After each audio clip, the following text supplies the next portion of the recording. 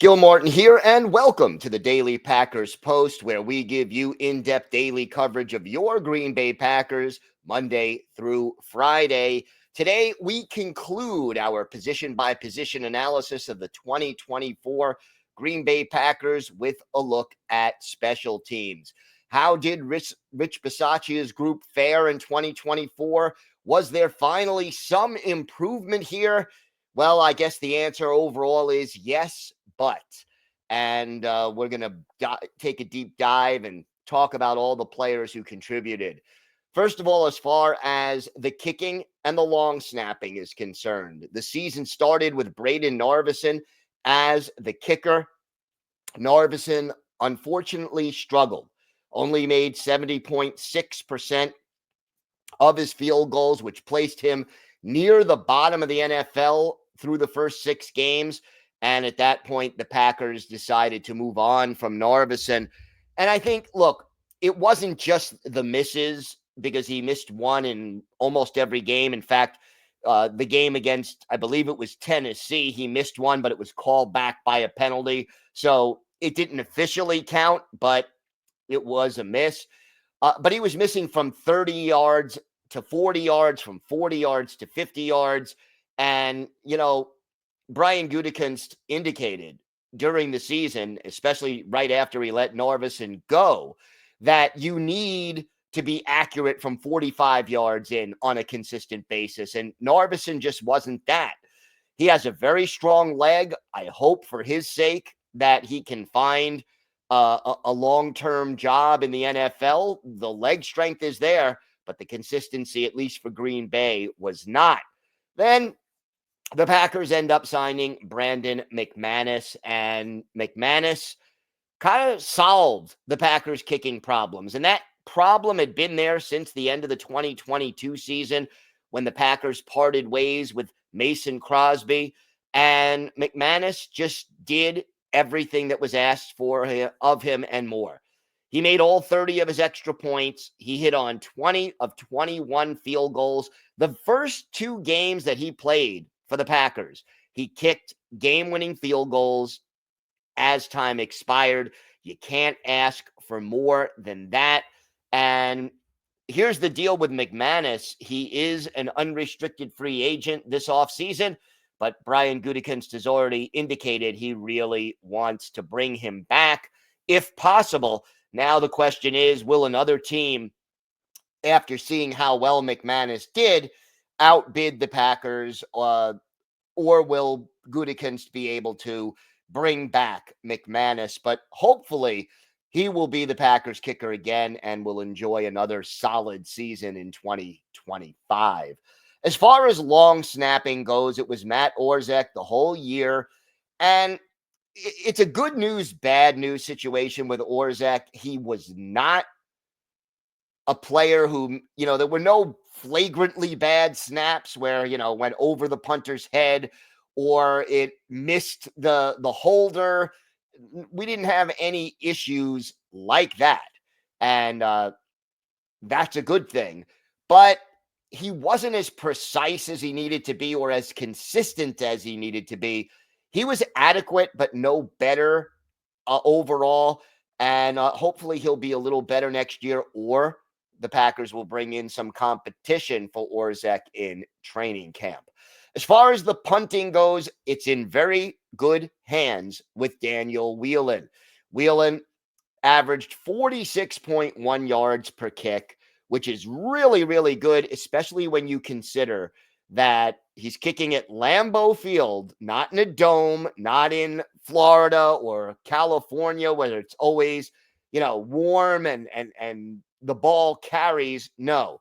So in November and December and the first week in January, Whelan is kicking at Lambeau Field where it's windy and cold and the ball is like a rock. To have a 46.1 yard average per kick and to place 22 kicks inside the opponent's 20-yard line while only having 5 touchbacks, that is even more impressive when you consider the weather conditions that he's kicking in. He was also the holder, did a really solid job as the holder. And I think Matt Orzech, as the long snapper, would be thankful for some of the work that Whelan did as the holder that allowed both kickers to have a chance to make kicks after some of his snaps were not horrible, but not perfect either. Now we can get into the kick returning and the punt returning. It starts with Keisean Nixon. He averaged 29.3 yards a return, only had 18 runbacks. I am not a big fan of the new kickoff rules, and I'm sure Nixon isn't either based on some of his comments. The big issue with Nixon, he didn't break a touchdown. I think his longest kick return was about 43 yards. But to me, the big issue was not the average. It was actually up over a year ago, but his decision making.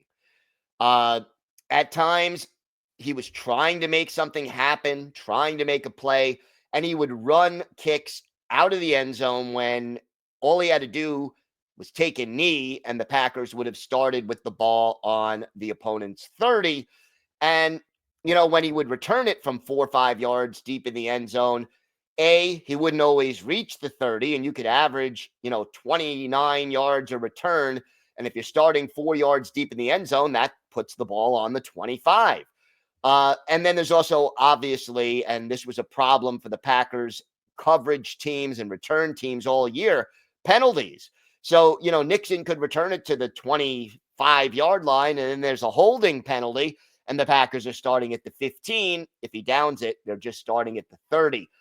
I understand Nixon is aggressive. I understand he wants to make things happen, but wisdom is knowing when to push and try to make something happen and when discretion is the better part of valor. I think Nixon was good, but not great this year as a kick returner. And at the end of the year, as the Packers were cleaning out their lockers, Nixon said, "Hey, I don't want to return kicks anymore. I want to just be cornerback number one." Now, whether he's good enough and consistent enough to be cornerback number one, that's a different issue. And we'll obviously be discussing that at various times over the offseason. But, he does benefit the Packers overall as a kick returner. And I think Green Bay would like to have him continue in that role, but we'll see what happens.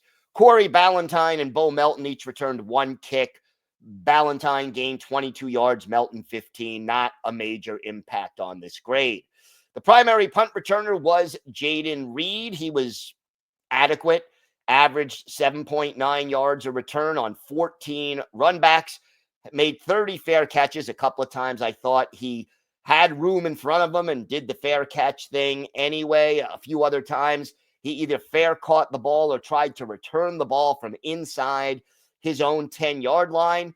Again, nobody's perfect. I'm not going to sit there and say, oh, he was horrible, but average would be how I would grade Jayden Reed as a punt returner. And again, the judgment call, when to make a fair catch, when to let the ball roll into the end zone, and when to return it.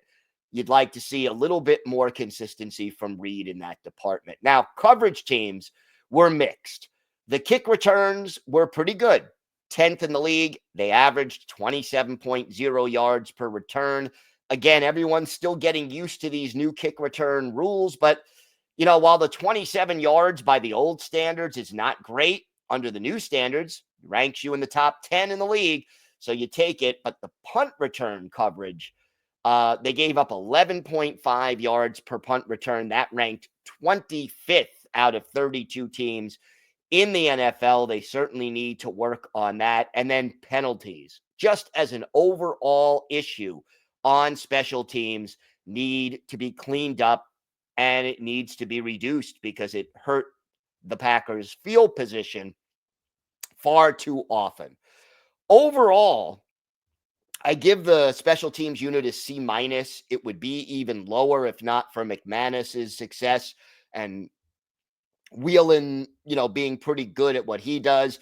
And yet, despite the fact that the Packers' overall special teams were ranked 22nd in the league, and we haven't seen a major improvement, Matt LaFleur did announce that special teams coordinator Rich Bisaccia has signed an extension and will be back in 2025. I have mixed feelings about that. I like Bisaccia as a guy. I just want to see better results on special teams, and hopefully we will see them later on, in 2025 and beyond. Don't forget to hit the subscribe button and click on the bell so you get notified as soon as new episodes drop. And you can check out our website with daily in-depth articles on the Packers at thepackerspost.com. I'm Gil Martin. Thanks so much for joining us and watching the Daily Packers Post. Have a great day, everybody. And of course, go Pack Go.